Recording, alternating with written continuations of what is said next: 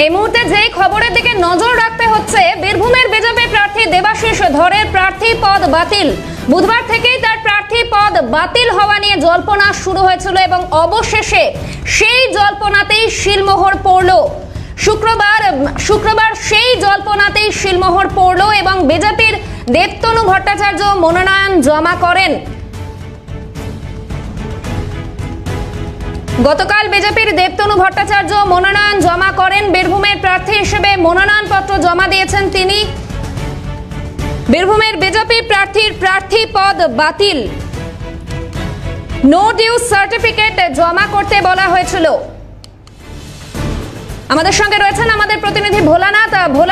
যেমনটা জানা যাচ্ছে, বীরভূমের বিজেপি প্রার্থী হিসেবে দেবাশিস ধরের প্রার্থী পদ বাতিল। ঠিক কি তথ্য উঠে আসছে? দেখুন, প্রার্থী পদ তার যে বাতিল হতে পারে সেটা কিন্তু দুদিন আগে থেকে জানা যাচ্ছিল, কারণ বিকল্প প্রার্থী হিসেবে কিন্তু বিজেপি দেবতনু ভট্টাচার্যকে গতকালকে মনোনয়ন জমা করেছে। এবং পাশাপাশি আমরা দেখেছি বিভিন্ন সভাতে সাংসদ শতাব্দী রায় কিন্তু বারবার একটা কথা বলেছিলেন, তিনি কিন্তু জিতছেন, নিশ্চিতভাবে তিনি জিতছেন। যদিও যে কারণে তার প্রার্থী পদ বাতিল হয়েছে সেই বিষয়ে কিন্তু ইতিমধ্যে তিনি যেটা জানিয়েছেন, দেবাশিস ধর যেটা জানিয়েছেন, তিনি কিন্তু আদালতের দ্বারস্থ হয়েছেন এবং তিনি বলেছেন যে তিনি কিন্তু রেজিগনেশন দিয়েছেন এবং যেটা অ্যাকসেপ্ট হয়েছে রাষ্ট্রপতির কাছে, তাহলে কেন তাকে সার্টিফিকেট দেওয়া হলো না রাজ্য সরকারের পক্ষ থেকে। ফলে এই নিয়ে কিন্তু তিনি আদালতের দ্বারস্থ হয়েছেন। তবে এখনো কিন্তু তিনি যে লড়াইয়ে থাকতে চান সেটা কিন্তু তিনি জানিয়েছেন। তবে ইতিমধ্যে কিন্তু দেবতনু ভট্টাচার্য যিনি প্রার্থী হয়েছেন, যাকে প্রার্থী করার জন্য মনোনয়ন জমা দেওয়া হয়েছে, তিনি কিন্তু যেটা বলেছেন যে এখানে প্রার্থী কোনো ফ্যাক্টর না, যেহেতু মোদীকে দেখে ভোট দেবে, পদ্মকে দেখে ভোট দেবে, অর্থাৎ প্রার্থীকে গেল প্রার্থীকে থাকলো সেটা নয়। বীরভূমে যেভাবে সংগঠন গড়ে উঠেছে বা যেভাবে মানুষ বিজেপিকে চাইছে, তাতে কিন্তু বিজেপি জয়লাভ করবে। অর্থাৎ দেবাশিস ধর যদি না থাকেও কোনো অসুবিধা হবে না এবং যাকে সামনে রাজ্য থেকে পাঠানো হয়েছে তিনি সামনে থেকে লড়াই করবেন। তবে এখনো কিন্তু আশা ছাড়ছেন না দেবাশিস ধর, কারণ তিনি আদালতের উপরেই অপেক্ষা করে আছেন যে তার রায় কি আসছে দেখার জন্য। একেবারেই ভোলানাথ, তুমি সঙ্গে থাকো। এই মুহূর্তে দেবাশিস ধর অর্থাৎ যার প্রার্থী পদ বাতিল হয়েছে, তিনি কি প্রতিক্রিয়া দিয়েছেন তা প্রথমে শোনাবো এবং তারপরে বীরভূমের বিজেপি প্রার্থী হিসেবে যার নাম উঠে এসেছে দেবতনু ভট্টাচার্য, তিনি এ বিষয়ে কি প্রতিক্রিয়া দিয়েছেন তাও শোনাবো। জন্য আমার প্রার্থী পদ অ্যাকসেপ্ট করা গেল না নো ডিউ সার্টিফিকেটের জন্য। এর পরবর্তী পদক্ষেপ আমি কি ভাবছি, আমরা আদালতে গিয়ে দৃষ্টি আকর্ষণ করব যত তাড়াতাড়ি সম্ভব। সেটা হচ্ছে মাননীয় আদালত, উচ্চ আদালত, সুপ্রিম কোর্টে ভার্ডিক্ট আছে 10 দিন আগে regarding no due certificate, clearly লেখা আছে, সেটা আমরা মেনশন করে। সার্টিফিকেট এখানে প্রার্থী কে থাকলো সেটা খুব একটা প্রাসঙ্গিক নয়, সেই জন্য প্রার্থী বদলটা এখানে কোনোভাবেই কোনো রকম এফেক্ট করবে না। সাধারণ মানুষ পদ্মফুলের দিকে তাকিয়ে এবং মোদিজির উন্নয়নমূলক কর্মসূচির কথা চিন্তা করে বীরভূমের, বিশেষ করে বীরভূম এবং তার সঙ্গে সঙ্গে গোটা পশ্চিমবঙ্গে যে অপশাসন চলছে তাকে অপসারণের জন্য পশ্চিমবঙ্গের ভোটাররা এবার ভোট দেবে। সেই হিসেবে বিজেপির প্রতিনিধি হিসেবে আমাকে সামনে রাখা হয়েছে, আমার যা করণীয় সেই কাজটা আমি করব। মনোনয়নপত্র আপনার স্ক্রুটিনি হয়েছে? স্ক্রুটিনি হয়েছে, আনঅফিসিয়ালি আমাকে জানানো হয়েছে, সেটা অ্যাকসেপ্টেড হয়েছে। 3টের সময় সার্টিফিকেট নেওয়ার জন্য বলা হয়েছে। হাইকোর্টের রায় যদি অন্যরকম আসে তখন কি হবে? হাইকোর্টের রায় যদি অন্যরকম আসে, পার্টি সিদ্ধান্ত নেবে, পার্টি যাকে ক্যান্ডিডেট হিসেবে সামনে রাখবে উনি ক্যান্ডিডেট হবেন। দেবাশিস ধর এবং দেবতনু ভট্টাচার্য তাদের প্রতিক্রিয়া আপনাদের শোনালাম। সঙ্গে ছিলেন ভোলানাথ চক্রবর্তী। ভোলানাথ, তোমায় আপাতত ধন্যবাদ। এবার এই বিষয়কে কেন্দ্র করে মলয় মুখোপাধ্যায় তিনি ঠিক কি বলেছেন শোনাবো আপনাদের।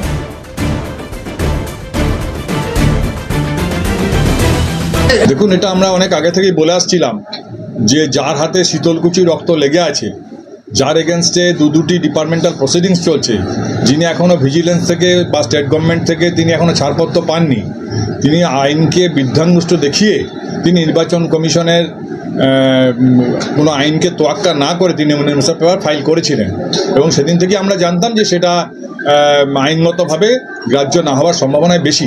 আমরা প্রথম থেকেই বলে আসছি এবং আজকে এটা প্রমাণিত হয়ে গেল। এ বিষয়ে শতাব্দী রায় তিনি ঠিক কি বলেছেন শোনাবো।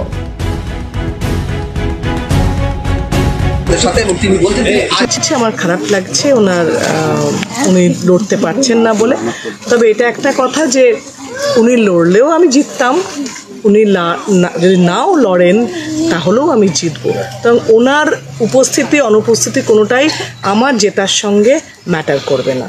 কিন্তু খারাপ লাগাটা আমার নিশ্চয়ই, যে বিরোধী হলেও সে একটা জায়গায় কিছু করতে ভাবছিল, লড়াইটা কথা ভেবেছিল, সেটা করতে পারলেন না। যেমনটা জানাচ্ছিলাম, বীরভূমের বিজেপি প্রার্থী পদ বাতিল। প্রার্থী যদি সরকারি চাকরি থেকে স্বেচ্ছাবসর নেন, তাকে নো ডিউজ সার্টিফিকেট জমা করতে হয়। বিজেপি প্রার্থী সেই সার্টিফিকেট দিতে পারেননি, তাই তার মনোনয়নপত্র বাতিল করা হয়েছে। এবং এমনটাই জানা যাচ্ছে, আপনাদের যেমনটা জানালাম, দেবাশিস ধর তার প্রার্থী পদ বাতিল হয়েছে এবং তার জায়গায় নতুন প্রার্থী দেবতনু ভট্টাচার্য। এবং আমাদের সঙ্গে রয়েছেন আমাদের প্রতিনিধি খালিদ জামাল। খালিদ, যেমনটা জানা যাচ্ছে, এই নো ডিউজ সংক্রান্ত সার্টিফিকেট সংক্রান্ত সমস্যার কারণেই দেবাশিস ধরের প্রার্থী পদ বাতিল। ঠিক কি কি তথ্য উঠে আসছে খালিদ? দেখো, জাতীয় নির্বাচন কমিশনের জনপ্রতিনিধিত্ব যে আইন রয়েছে তার ধারা 36-এ কিন্তু পরিষ্কার লেখা আছে যে কোনো প্রার্থী যিনি যদি সরকারি কর্মী হোক বা বেসরকারি কর্মী হোক, তিনি যদি স্বেচ্ছায় যদি অবসর গ্রহণ করেন, তাহলে তাকে কিন্তু সেই প্রতিষ্ঠান থেকে বা সেই এজেন্সি থেকে নো ডিউজ সার্টিফিকেট নিতে হয়।